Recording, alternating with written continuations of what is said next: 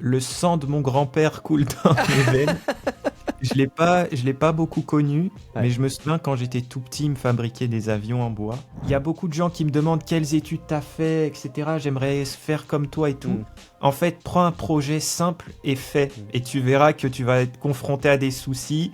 Tu vas demander à ChatGPT, machin, etc. Et ça va t'aider. Salut à toutes, salut à tous, bienvenue dans cet épisode spécial de Tech Café. Vous le savez, de temps en temps, Tech Café, ce sont des interviews, des dossiers, des portraits. Mais habituellement, chaque semaine, Tech Café, c'est l'actualité des nouvelles technologies, intelligence artificielle, gadgets, web, réseaux sociaux.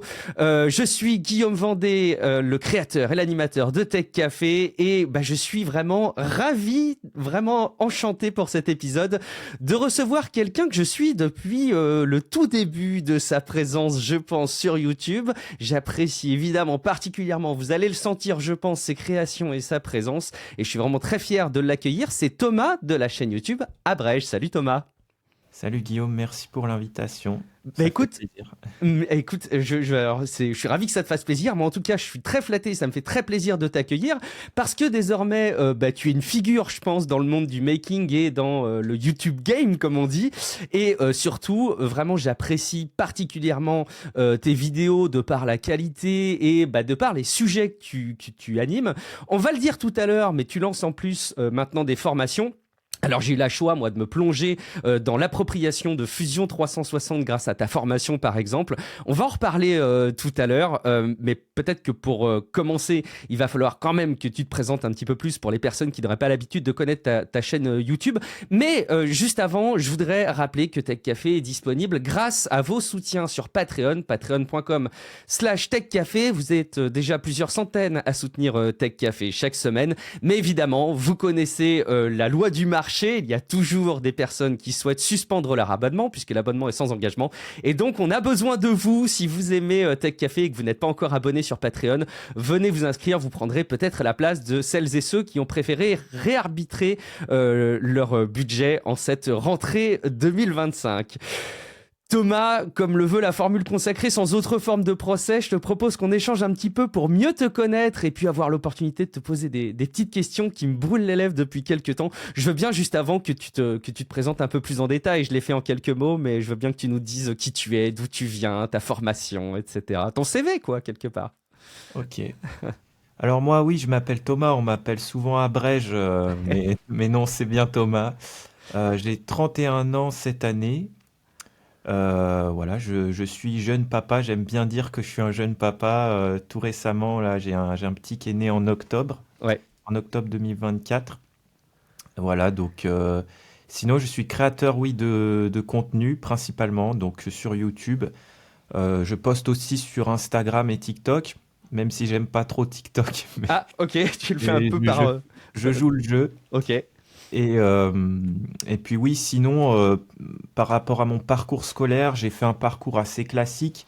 J'ai fait un bac scientifique, option SI à l'époque, ça s'appelait. Alors je sais pas si c'est toujours ça, mais on enlève l'SVT pour remplacer par l'ELEC et par la MECA. Ouais. Et ensuite, j'ai fait un bac tout juste. J'avais pas le niveau, mais mes parents, ils ont forcé pour que je passe. Donc, je suis passé tout juste. Et après, je suis parti à l'Uni faire un DUT. Alors Ok. aujourd'hui, je crois que ça a changé, c'est BUT maintenant.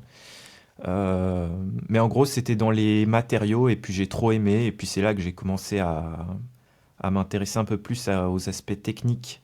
Parce qu'à l'école, au lycée et tout ça, c'est pas très intéressant. Ouais, ça t'a pas vrai. Tu sais que c'est marrant parce que, alors j'ai tendance, on y voit les parallèles qu'on veut, hein, mais moi j'ai un petit peu un parcours similaire dans le sens où j'ai fait un DUT informatique, mais j'avais rien qui me passionnait vraiment au départ dans mes études. Et mes parents m'avaient forcé. Moi, je voulais faire des études dans la vidéo et mes parents m'avaient dit non, non, tu feras des études généralistes, tu pourras te spécialiser après si besoin, mais il faut que tu aies un socle généraliste. Ce qui était pour moi une erreur. On n'est pas là pour parler d'expérience pédagogique, mais quand même, je trouve que ça me parle pas mal. Et donc, ce côté un petit peu matériaux, ce côté conception, ce côté maker, quelque part, tu l'avais pas quand tu étais plus jeune, avant ton bac? J'essaye de réfléchir, mais je sais qu'à une époque, les premiers projets un peu bidouilles que j'ai fait, c'est le modding de console. Ah Quand oui, ok. j'étais tout petit, pas tout petit, mais quand j'étais ouais, au lycée, à l'époque déjà les GameCube, elles avaient perdu en valeur. J'en avais acheté 3 pour 10 euros, je me Oh la souviens, vache, sur le bon coin. le prix. Et du coup, je me suis amusé à les ouvrir. Et puis à l'époque, c'était un peu la mode de changer, tu sais, le disque sur le couvercle de la GameCube, de Ouais, mettre des LED au niveau des emplacements de manette. ouais. Donc c'est là que ça a commencé des vraies questions du style, bon bah mes LED, je les mets en série ou je les mets en parallèle, je les branche où? Et c'est là que je me suis rendu compte que tout ce que j'apprenais à l'école, au lycée, ben en fait je savais pas y mettre en application parce que ben pour la première fois je confronte mes connaissances vraiment à des cas concrets. Ok. Et je me rends compte que je suis nul en fait, que je suis vraiment nul. Mais bon, j'ai bidouillé, ça a fonctionné. Après, je me suis amusé à lisser, à repeindre, etc. Donc, c'est un peu mes premiers projets bidouilles, ouais. Dans le chat, parce qu'on diffuse cette interview au moment où on échange là en live sur YouTube et sur Twitch, on a évidemment la commu là qui est là, donc évidemment coucou en particulier à Benjamin et à Guillaume, encore un Guillaume qui dira les consoles, la Nintendo 64, la PS1, la Saturn, ça ne nous rajeunit pas. Effectivement, et c'est pas si loin que ça quand même, mais c'est génial de voir que ça a été tes premières passions et tes premiers prémices auxquels t'es revenu, puisque tu parles maintenant de modding de console un petit peu sur ta chaîne YouTube, et puis là aussi on va en parler peut-être tout à l'heure, mais tu as des ressources de formation là-dessus. Ça vient d'où Abrège, le nom? Pourquoi Abrège? Alors, à Brège, bah, disons qu'il y a un, je dirais, il y a, moi, quand j'ai démarré YouTube, j'avais une idée en tête, c'était de vulgariser des choses Mhm. et d'aller un peu droit au but parce que j'en avais eu marre de ces années d'école, quoi. Où on passe des heures en amphi à rien faire et à tourner autour du pot. Du coup, je me suis dit, bah, il faut un nom court qui est sympa et qui dit que j'aime aller droit au but et j'ai pensé à Abrège. Ouais. Et j'en ai parlé à ma femme et elle m'a dit, ah ouais, c'est super. Donc je me suis dit, vas-y. Et puis j'aime bien parce que moi, vu que j'ai un côté un peu perfectionniste où j'ai du mal à me lancer parce que les choses ne sont pas à mon goût, et ben là, ça m'a un peu forcé. À Brège, voilà, vas-y Thomas, c'est pas grave. C'est hyper intéressant parce que c'est assez régulièrement que dans le monde de la création de contenu, il y a ce sentiment de devoir faire les choses vraiment parfaites, d'être vraiment hyper content de son contenu avant de le délivrer.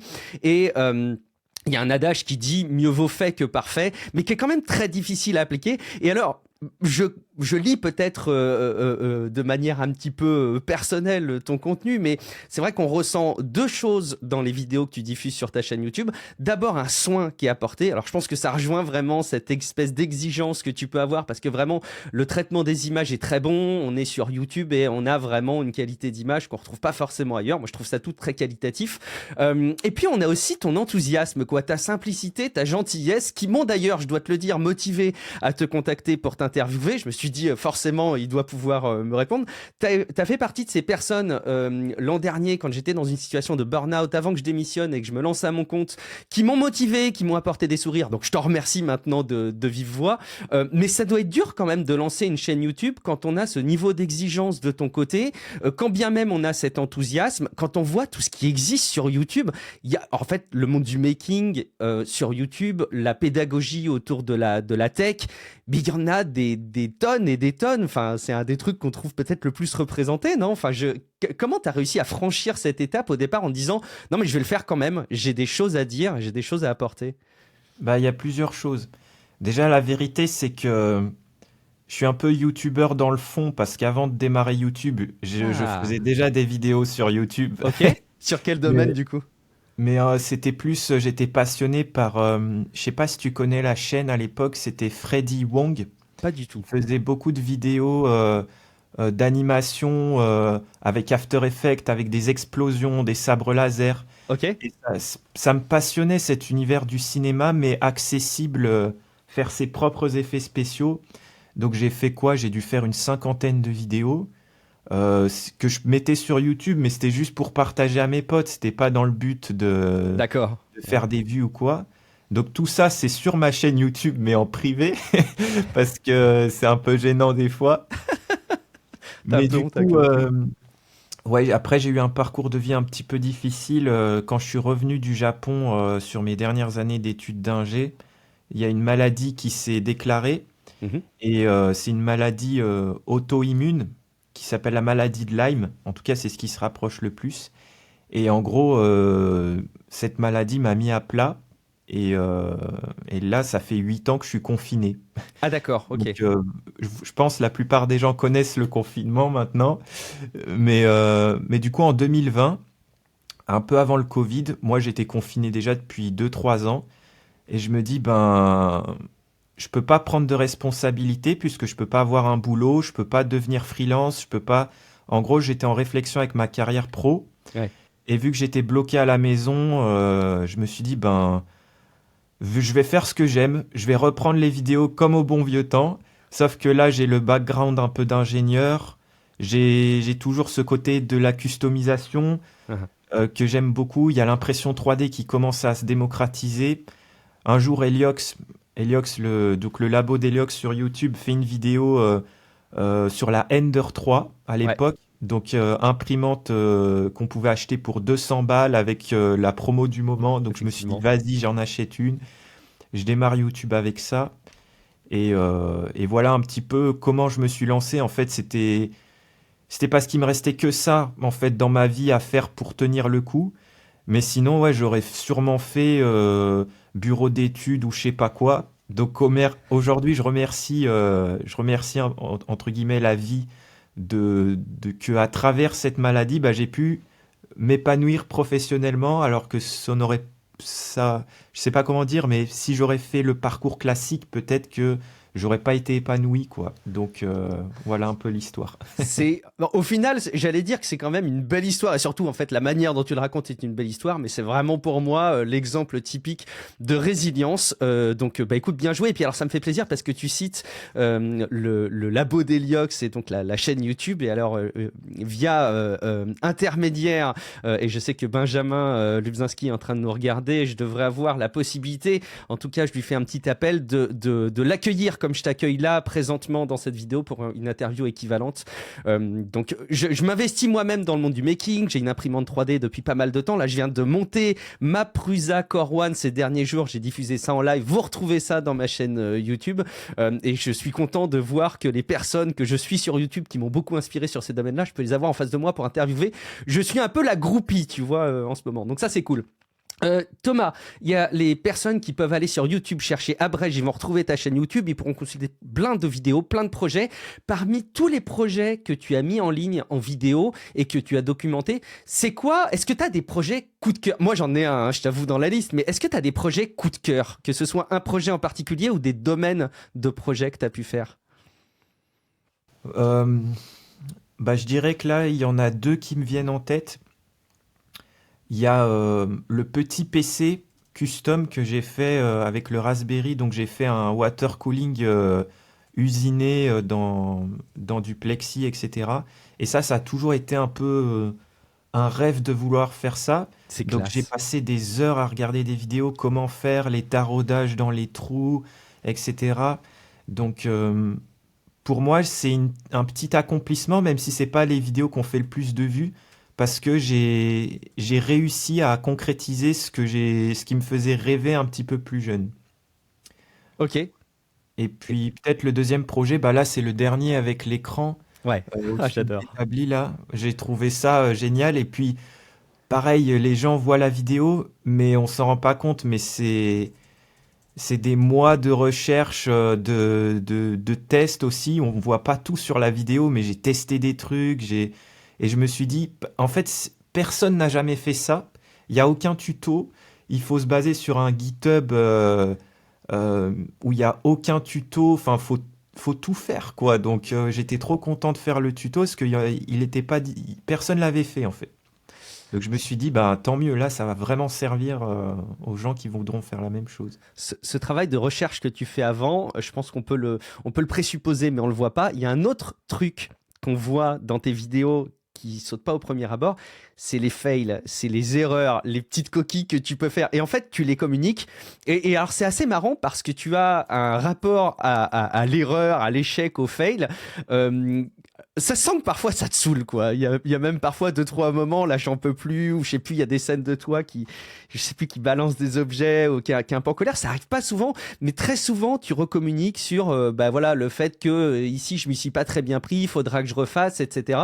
Et c'est très très chouette de voir ça. Il y a mon projet coup de cœur dans lequel ça se voit en particulier, c'est le néon.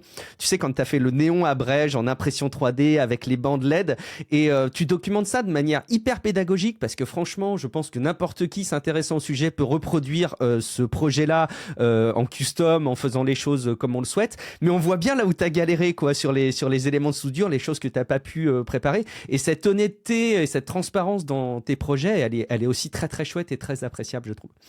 Un autre truc aussi qui apparaît dans tes vidéos, en filigrane, quand on te suit un peu, c'est ton environnement de travail, Thomas. Tu l'as dit tout à l'heure, tu es en appartement. Alors en plus, maintenant, vous êtes en famille avec un enfant.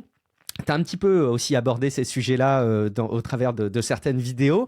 Mais moi, j'avoue qu'au départ, ayant eu des voisins particulièrement insupportables dans mon entourage, même encore aujourd'hui, je le dénoncerai pas, mais j'ai un voisin complètement exécrable avec qui on a pris le parti de plus parler. Voilà, c'est comme ça qu'on arrive le mieux à supporter, je pense. Je me dis, mais comment tu fais, Thomas, pour faire de la soudure, du bricolage, de l'impression 3D, de la découpe dans un appartement? Et je crois que tu as eu des commentaires en ce sens de la part de viewers qui te disaient, mais au secours les voisins, quoi. C'est un truc qui revient souvent, je crois, ça, non? Ouais, tout le temps, là, en ce moment, j'ai beaucoup de commentaires. Bon, c'est vrai que moi, on va dire que si je peux faire tout ça, c'est parce que les circonstances le permettent. Déjà, aujourd'hui, je suis dans une pièce qui n'est pas dans mon appartement. Ok, Donc, c'est vraiment un autre appartement du même immeuble qu'on me loue. d'accord, Parce ok. que vu que je suis pas encore complètement rétabli, j'ai besoin d'un endroit proche. Donc là, les portes se sont ouvertes pour cette location-là. Et ce que je trouve super, c'est qu'en fait, bon, c'est un vieil appart suisse. Donc les murs sont en béton hyper épais. Ah, ok. Donc il y a pas, c'est pas du placo. Ouais, Je veux dire, c'est donc on n'entend pas beaucoup de trop manière bien. latérale, j'ai envie de dire. Mais par contre, oui, s'il y a quelqu'un au-dessus qui a un chien, ben, tu vas entendre les petites pattes. Et pareil, mon bébé qui se lève le matin à 6 heures, qui joue, qui tape par terre et tout, je me dis, oh purée, le voisin, il va, euh, il va être en colère. Donc en fait, moi, je fais pas beaucoup de bruit finalement. J'ai les Ah, imprimantes, mais elles sont sur des tapis. ouais. J'imprime pas la nuit. Mhm. Donc ça s'entend pas la journée. Et puis pareil, de la soudure. Oui, quand je découpe du métal, ça fait du bruit. Ouais. Mais puisque c'est pas contre les murs, donc les vibrations sont pas forcément directement transmises. Donc oui, ça s'entend. Mais comme je le dis des fois en commentaire, c'est quoi? C'est une après-midi pendant 1 heure et demie, alors que tout le monde est au boulot. Et c'est 1 ou 2 fois par mois, quoi. Je veux dire, Ouais. je dérange de manière légitime, on va dire, tu vois. Bien sûr, il y a des personnes qui font des travaux plus souvent et plus longtemps, et quelque part, bon, ça fait partie de la vie aussi qu'on peut avoir. Voilà, J'imagine bien que tu fais pas de la découpe de métal le dimanche matin à 7h30, donc c'est ça. effectivement. Donc je pense que pour conclure là-dessus, mon bébé fait plus de bruit que moi, voilà. Mais tu sais, on excuse plus facilement un enfant de moins d'1 an qui fait tomber des jouets que quelqu'un qui utilise une scie circulaire, peut-être. Mais non, je comprends ton organisation, et je pense que c'est important aussi de rappeler qu'il y a aussi du respect à avoir dans un mode de fonctionnement un peu normal, et que si on n'abuse pas, c'est tout à fait le genre de chose qui est, je pense, aussi tolérable dans les proportions que tu indiques. Euh, Comment tu fais pour travailler un projet? J'ai le sentiment, là, tu nous l'as dit tout à l'heure, que ça peut être des réflexions et des recherches très très longues, mais est-ce que tu as une méthodologie, un process particulier? Parce que au-delà de simplement mener un projet, enfin, je pense qu'il y a peut-être des personnes qui nous écoutent qui sont aussi un peu makers dans l'âme et qui vont tout simplement avoir une idée, prendre des mesures, commencer à le faire, très bien. Mais toi, il faut aussi que tu intègres la documentation, la vidéo. Comment tu t'organises pour l'ensemble, la prod d'un projet plus la restitution en vidéo? Ouais, c'est une bonne question. Alors moi, en général, j'ai plein d'idées. J'ai j'ai pas plein d'idées qui me viennent comme ça, mais c'est souvent quand, je sais pas, je vais chez mes parents, je déconnecte complètement ou je suis un moment sous la douche. Il y a souvent plein d'idées qui me viennent. Et T'as un souvent, c'est système des de prise de idées. notes d'ailleurs? De quoi? Est-ce que tu as un système de prise de notes d'ailleurs, un Voilà. carnet? Est-ce que c'est Ouais, ton ouais. app? J'allais Ouais. en venir. Donc Ok. ça, c'est, j'utilise Notion ou Notion quoi en Mhm. français. Et en gros, j'ai un Notion hyper organisé avec un planning. Et pour chaque idée de vidéo, bah, je la mets par exemple à une date que je pense publier, je sais pas, dans 4 mois, 5 mois. D'accord. Et ça m'ouvre une page et je renseigne tout ce que j'ai besoin de savoir sur cette page. Alors au début, j'écrivais un script. Au début, je faisais beaucoup de scripts, mais plus maintenant. Maintenant, je fais des voix off. Je D'accord. fais mon montage et je parle sur ce que je suis en train de voir en fait. Ok. Et donc, oui, en général, j'ai une idée, ça me vient là, par exemple, tu vois, le projet écran que j'ai au-dessus de la tête. En fait, c'est une idée que j'ai eue Noël dernier. Je me suis dit, j'ai un projet de malade.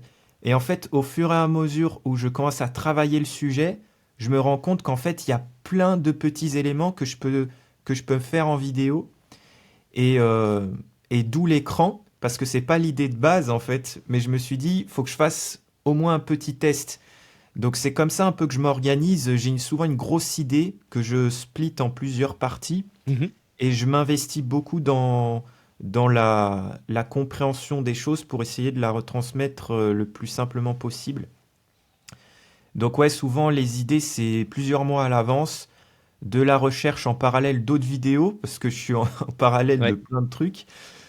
Et voilà un petit peu comment je m'organise. Après, des fois je filme un truc, je le mets de côté et je le reprends au montage 3 mois plus tard. Donc Ok. c'est... Est-ce que tu as des exemples en petit exclu là, pour cette interview de projets qui pourraient arriver dans les mois prochains?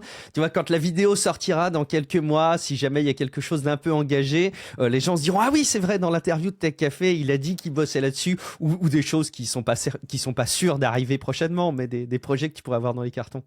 Bah, le projet que je tease en ce moment, c'est l'atelier e-sport.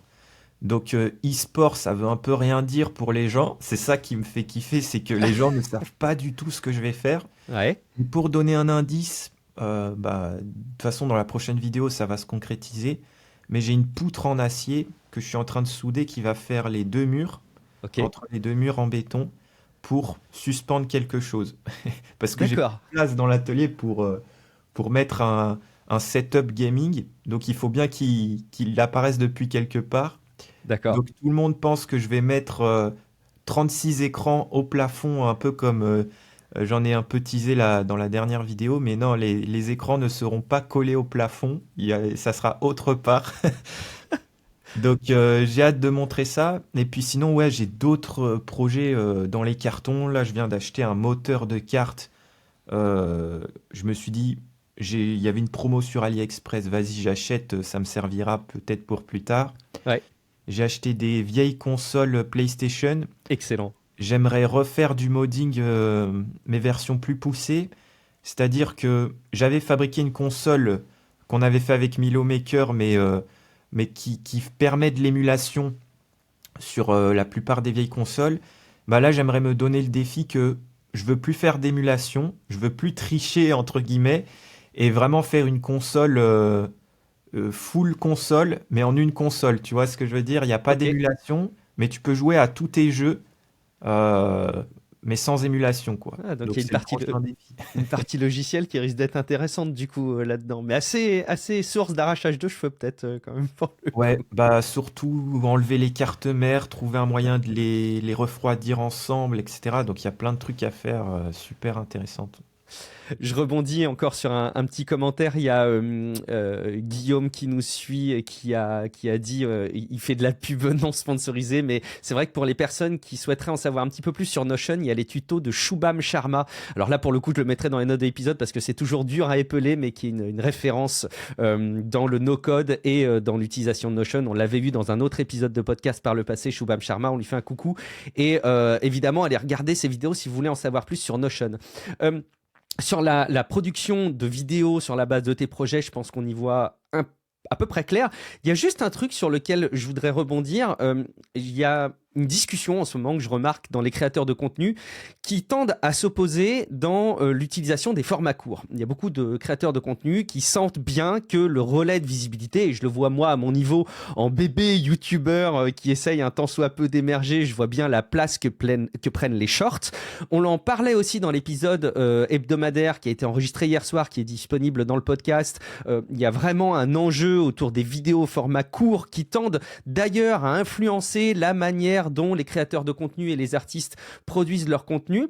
J'ai l'impression que c'est un peu un endroit incontournable pour émerger aujourd'hui, et pourtant il y a des créateurs de contenu qui s'y refusent parce qu'ils veulent pas le jouer, ils veulent pas jouer le jeu de alimenter les gens avec du contenu court à faible valeur ajoutée. Je trouve, et quelque part ça va faire un petit peu contre-exemple, que ton contenu il s'adapte aussi vachement bien en format court, et les contenus que tu diffuses en format court, que ce soit sur Instagram ou en short, pour le coup je confesse ne pas les avoir vus sur TikTok pour l'instant, mais sont pensés pour apporter de la valeur. Est-ce que, je sais pas, c'est quoi ta philosophie là-dessus? Tu le fais parce que tu y es obligé, comme tu le disais tout à l'heure pour TikTok, ou est-ce que tu arrives à tirer parti quand même de ce format court pour justement essayer de délivrer de la valeur comme je le perçois de mon côté? Ouais, bah les formats courts, ouais, pour moi ça a été un gros sujet il y a 1 an et demi, 2 ans, savoir si je me lançais là-dedans. Ouais. Parce qu'en fait, quand la plateforme évolue, il faut évoluer avec elle si tu veux pas. Euh, En fait, les shorts, ça apporte énormément de visibilité. Ouais. Donc à un moment donné, en fait, ma crainte, c'était pas de faire des shorts. Oui, ça dilue énormément la valeur des vidéos, et ça, pour moi, c'était impensable de faire que des shorts, ça c'est sûr. Mhm. Mais en tant que bonus, il fallait que je m'y mette. Et en plus, du coup, tu disais, t'as peut-être pas vu les formats courts sur les autres plateformes, mais c'est les mêmes sur YouTube et TikTok et Instagram. Je poste les mêmes partout. Et en fait, moi, ma vision des choses, c'est que les shorts, c'est un peu ma recette secrète pour les faire fonctionner. C'est que moi, je force sur la qualité plutôt que de faire plein de shorts non-stop comme certains font. Par exemple, je pense à Thibaut InShape. Alors moi, j'aime beaucoup Thibaut, mais c'est vrai que lui, il a fait le parti pris de faire, je sais pas, je crois 3 à 4 shorts par jour. Ouais. C'est comme ça qu'il a eu, je sais pas combien de millions d'abonnés. Ouais. Mais du coup, ça fait pas énormément de vues et ça fait pas forcément de la qualité. Moi, c'est pas trop ma philosophie. Donc moi, je me suis dit, je vais faire un short par semaine, je Mhm. vais les travailler, et puis ça a pris direct. Ok, d'accord. Donc, recette secrète, travaillez vos shorts. C'est Faites-en vrai qu'ils tout. apportent de la valeur. En fait, on regarde un de tes shorts, c'est évidemment pas la même complétude qu'une vidéo telle que tu l'es construit à la base, mais on a une info, quoi. On en ressort avec quelque chose, et c'est pas juste un extrait, donc c'est plutôt cool. J'en profite parce que je remonte les questions du chat. Il y a une question qui est arrivée pendant que tu t'es déconnecté. Question à Thomas: avait-il un père bricoleur, ou a-t-il tout appris tout seul, ou avec des tutos? Je crois pouvoir répondre à ta place compte tenu de ce que tu nous disais. Alors, je sais pas, peut-être que ton père était bricoleur, mais que c'était principalement toi qui t'es plutôt autodidacte, quoi. Ouais, alors le sang de mon grand-père coule dans mes veines. Je l'ai pas beaucoup connu, Ouais. mais je me souviens quand j'étais tout petit, il me fabriquait des avions en bois. Ok. Par contre, mon père, c'est l'opposé. Il fait pas du tout du bricolage. Mais, Donc avec mon frère, nous, ouais. on a la fibre bricolage, mais pas du tout mes parents. Du coup, on n'a jamais eu d'atelier. Il a fallu tout acheter les outils nous-mêmes, etc. Et, euh, et oui, c'est principalement via des tutos, ce genre de choses que je me suis formé. Après, oui, j'ai un background d'ingénieur, donc c'est sûr que c'est plus simple.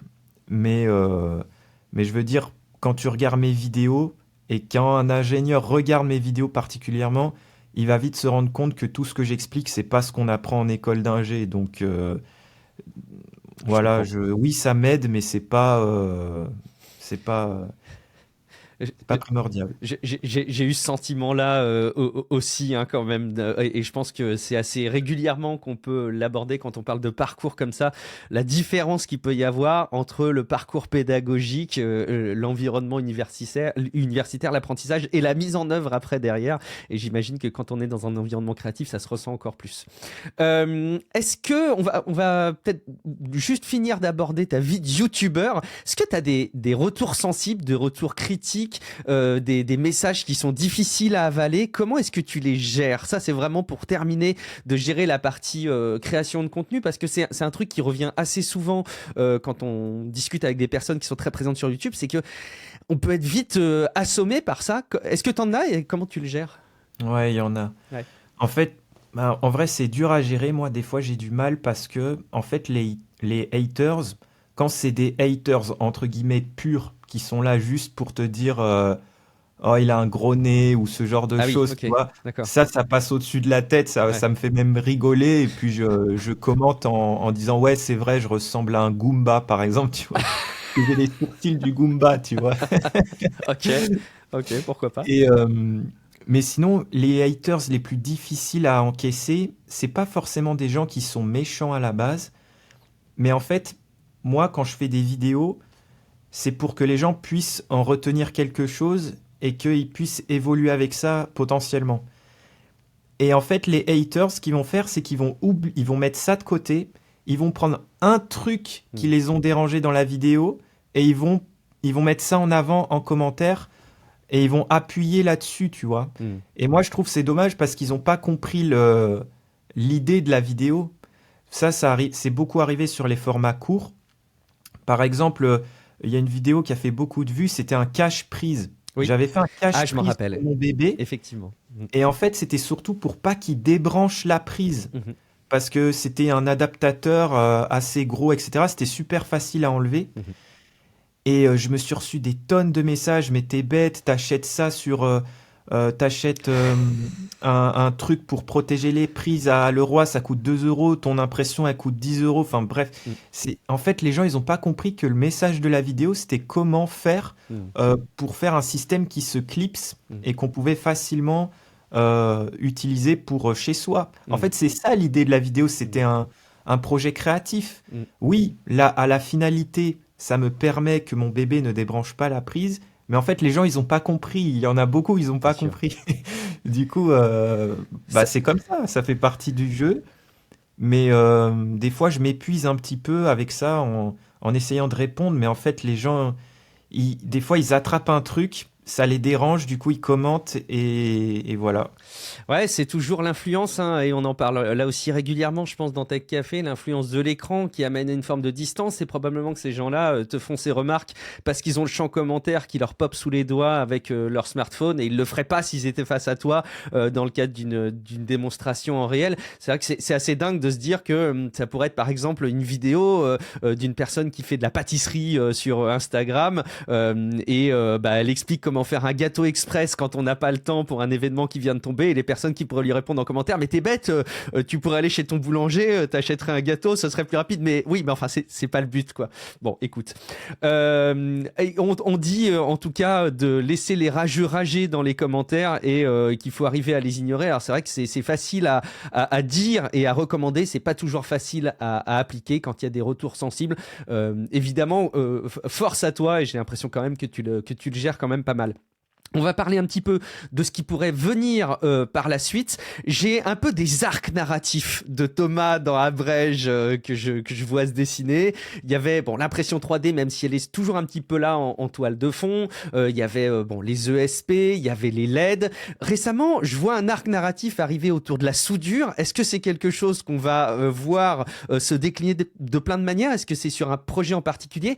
Et est-ce que tu as d'autres arcs narratifs, d'autres domaines que tu vas être amené à développer, que tu as anticipé sur ta chaîne YouTube? Là, tu ouvres ta feuille Notion et tu regardes quels sont les prochains projets. Ah, là c'est bon en tout cas pour l'instant. Ouais. Alors oui, la soudure, en fait, moi, tout ce qui est custom, ça me passionne depuis tout petit. Donc j'ai commencé avec les GameCube, comme je t'en parlais tout à l'heure. Mhm. Et il y a un gros point custom qui me passionne, c'est tout quand tu viens souder un turbo dans une caisse, enfin, tout le côté custom comme ça, moi, ça me passionne. Et je me suis dit, j'aimerais bien m'y mettre un jour. Je me suis renseigné, et la soudure TIG particulièrement, C'est quoi la ça soudure dégage TIG? pas trop de fumée, trop de trucs, et je me suis dit, c'est peut-être faisable en appart. Et j'avais ce gros projet, comme je t'expliquais, en tête d'écran géant et pour ça il fallait souder. Donc je me suis dit je vais faire une suite de vidéos où je commence à apprendre la soudure et petit à petit j'en viens avec le projet. Donc comme je te C'est quoi, disais, Thomas, la soudure TIG, justement? Parce que je suis sûr qu'il y a plein de personnes qui nous écoutent qui savent pas exactement quels sont les domaines dans la soudure. Je sais pas si c'est facile à expliquer en quelques mots. alors je suis pas un grand connaisseur, mais c'est pas une soudure. En gros, c'est une soudure on soude avec un gaz à l'argon. Donc Ouais. faut être équipé de gaz. Et l'avantage, c'est que tu peux souder l'aluminium, l'inox, l'acier, alors qu'avec d'autres procédés comme je crois le MIG ou l'électrode enrobée, ce genre de choses, tu peux pas tout souder avec. Moi, je voulais être le moins limité possible. Le problème, c'est que le TIG, c'est ce qu'on utilise voilà, dans l'automobile, dans la tuyauterie, etc. C'est un procédé où il faut être très précis. Donc ça s'apprend pas du jour au lendemain. Et donc voilà, je m'entraîne encore hier, là j'en faisais pour le projet. Et puis, ouais, moi je trouve ça génial. De toute façon, tout ce qui est un peu technique et dur à apprendre, moi ça me motive. Qui voit le challenge, très bien. Bah écoute, merci en tout cas pour ces partages. J'aimerais aussi aborder pour terminer et peut-être conclure la galaxie Abrège telle que tu as commencé à la constituer. Bon, il y a YouTube, il y a les plateformes vidéo, ça on en a parlé. Encore une fois, il y a les formations. Alors vraiment, encore une fois, je te remercie parce que la formation sur Fusion 360 m'a vraiment permis, moi de mon côté, de commencer à mener un certain nombre de projets que je concevais moi-même. Il y en a des tutos sur Fusion 360. Justement, Eliox avait même fait une vidéo, je me rappelle, qui était très très bien. Il en a même fait plusieurs sur Fusion 360. Mais j'avoue que le package tout condensé de ce que tu proposes permet de couvrir, allez, on va pas se mentir, 90% des besoins de quelqu'un qui voudrait se lancer dans la conception assistée par ordinateur d'éléments en 3D. Cette formation-là, elle est hyper bien faite. Il y a d'autres formations qui sont arrivées, notamment sur les ESP. Il y a peut-être d'autres formations qui arrivent. Est-ce que t'as des choses que tu voudrais nous partager sur ce qui va arriver sur la galaxie Abrège? Il y a le serveur Discord, si je dis pas de bêtises. Et puis, je crois avoir entendu parler de podcast aussi, non? Alors, pas les podcasts, Ah, peut-être. Enfin, oui, c'est déjà un peu en place, mais c'est pas trop moi qui gère. ok. Mais ouais, le sujet des formations. Alors, moi, j'aime pas trop le mot formation parce que c'est assez péjoratif, je Ouais. trouve, dans le domaine. Je pourrais en parler des heures, mais moi, le sujet des cours, moi, j'aime bien le mot cours. Ouais. Ça me passionne parce que j'ai pas eu une très bonne expérience à l'école. Et des fois, je me dis, mais pourquoi ils expliquent pas ça comme ça? Ils croient qu'on a déjà compris ça, mais moi, j'ai pas compris et je peux pas poser ma question parce que c'est un truc qui est élémentaire et je vais me taper la honte. Donc, je crois qu'on est beaucoup à être comme ça. Et du coup, j'ai voulu faire des cours vraiment qualitatifs. Et c'était pas facile de lancer ça parce que dans le YouTube game, ben, c'est vu un peu comme le gars qui veut se faire de la thune, etc. Alors que moi, c'était un moyen pour montrer aux gens de manière plus approfondie ce que je fais sur YouTube. Ouais. Et c'est un peu ma philosophie avec les cours. Donc oui, là, j'ai le cours Fusion 360, le cours Arduino et le cours modding que j'ai fait avec Bange. Et on devait sortir 3 cours cette année. Mais oh, je peux te dire, c'est tellement intense et long à faire et tout ça. Mais en gros, normalement, en 2026, il y a des super cours qui arrivent. Je peux en dévoiler un Oui. cours qui me fait vibrer. C'est pas moi qui le fais complètement, mais c'est KiCad. Je sais pas si vous connaissez KiCad, mais c'est un logiciel gratuit pour faire des cartes électroniques. Et dans le cours, on apprend à faire 3 projets, des shields pour Raspberry, des claviers custom et puis des gadgets vraiment comme si tu faisais un vrai gadget que tu allais mettre en prod pour créer un vrai projet électronique. Et ça, je fais le cours avec quelqu'un qui est expert là-dessus. Et j'ai qu'une envie, c'est qu'on le termine parce que ça va être pour moi la valeur ajoutée. Elle est incroyable de ce cours. Et est-ce qu'il y aura des besoins en prérequis en électronique ou est-ce que ça intègre aussi cette pédagogie autour de l'électronique? Ça me paraît ambitieux parce que déjà couvrir KiCad sur l'utilisation du logiciel, c'est peut-être déjà pas mal. Bah ouais, en fait, c'est toute la difficulté, c'est qu'on essaye de...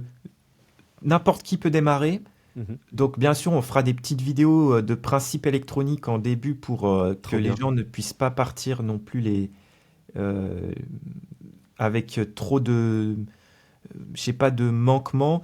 Mais en tout cas, on fait à chaque fois notre max pour que ça puisse être hyper progressif et que les gens puissent suivre. Ouais. Et puis, oui, il y aura aussi prévu un cours 100% électronique où le but c'est de démystifier au max et surtout d'appliquer enfin ce qu'on apprend à l'école. Je prenais l'exemple des LED série ou parallèle pour brancher sur ma GameCube. Bah là, comment tu appliques enfin tous ces trucs-là? C'est mon objectif. Excellent. Bah, en tout cas, ça se voit que tu as plein de projets et ça fait plaisir de te suivre dans ton enthousiasme. Une ultime question, je t'ai pas demandé, tu fais tout seul? Alors, du coup, tu cites explicitement les personnes avec qui tu bosses sur les formations, notamment pardon, les cours. Je vais essayer de me reprendre. Les cours et notamment le modding. Mais est-ce que, par exemple, pour la chaîne YouTube, tu fais appel à des personnes en plus? Je crois que tu en avais parlé et que tu aimais bien tout prendre en charge parce que ça te prendrait énormément de temps de communiquer avec des personnes qui travailleraient avec toi sur des adaptations que tu voudrais faire, notamment dans les traitements vidéo. Mais tu me confirmes, tu fais tout seul, des vignettes jusqu'à l'idée? Alors, ça a changé petit à Ah, petit, ok. mais oui, à la sortie de mon premier cours Fusion 360, je faisais tout. Ouais. Même encore YouTube aujourd'hui, je fais quasiment tout. De temps en temps, j'appelle un gars pour faire la vignette parce que Ok. ben, des fois j'aime bien tenter de nouvelles choses. Ok. Sur le montage, pareil, j'essaye de déléguer un petit peu des fois des animations vidéo parce que ça prend du temps, mais sinon c'est moi qui faisais tout. Mais aujourd'hui, chez Abrège, l'équipe s'est bien agrandie. Bon, il y a des prestataires, etc. Mais je dirais on est entre 5 et 10 Ah, quand même, ok. pour Ouais. faire tourner. Donc YouTube, c'est vraiment le cœur de métier, mais le côté court, il y a énormément de choses à faire, surtout qu'on est en train d'essayer de rendre les cours accessibles via le CPF, donc Oui. pour être finançable par l'État. Et ça, les dossiers, ils sont refusés. Faut appeler quelqu'un qui va nous aider sur le Ok. dossier. Oh là là, Ça a c'est l'air du énormément bon de... vieil administratif bien relou, ça, effectivement. C'est ça. Mais ouais, on est entre 5 et 10 aujourd'hui en termes de prestataires. Bon, bah, ça fait une jolie équipe. Je pense que tu peux être fier quand même de tout ce parcours et de voir ce constat et de voir où tu arrives aujourd'hui en 2025. Thomas, j'ai passé, alors c'était mon moment groupie, hein, mais j'ai passé un excellent moment en ta compagnie et je te remercie vraiment beaucoup de m'avoir consacré ce temps pour échanger et pour enregistrer cet épisode pour Tech Café. Est-ce qu'il y a un mot de la fin, une préco, une recommandation? Et puis je te fais un joker si tu n'en as pas. Je te propose de rappeler aux internautes où on te retrouve, même si évidemment, je pense qu'ils ont compris à ce stade. Et puis il y aura des liens dans les notes de l'épisode de toute façon. Ouais, ce que je pourrais dire pour terminer, c'est que moi, ce qui m'a permis d'en arriver là aujourd'hui, c'est juste parce que j'ai fait des choses, c'est facile, c'est un peu bateau ce que je dis, mais j'ai passé à l'action, quoi. Je suis Mm. passé à l'action. Et donc, si, il y a beaucoup de gens qui me demandent quelles études t'as fait, etc. J'aimerais faire comme toi et tout. Mm. En fait, prends un projet simple et fais. Mm. Et tu verras que tu vas être confronté à des soucis. Tu vas demander à ChatGPT, machin, etc. Et ça va t'aider. Et tu vas évoluer comme ça. Donc, n'hésitez pas à passer à l'action. Et oui, sinon, vous pouvez me suivre sur mes réseaux, Insta, TikTok, YouTube. Récemment, j'ai fait une grosse refonte de mon Discord. On est en train de faire un truc super où je vais filmer une centaine de vidéos de 1 à 2 minutes que je vais cacher dans le Discord.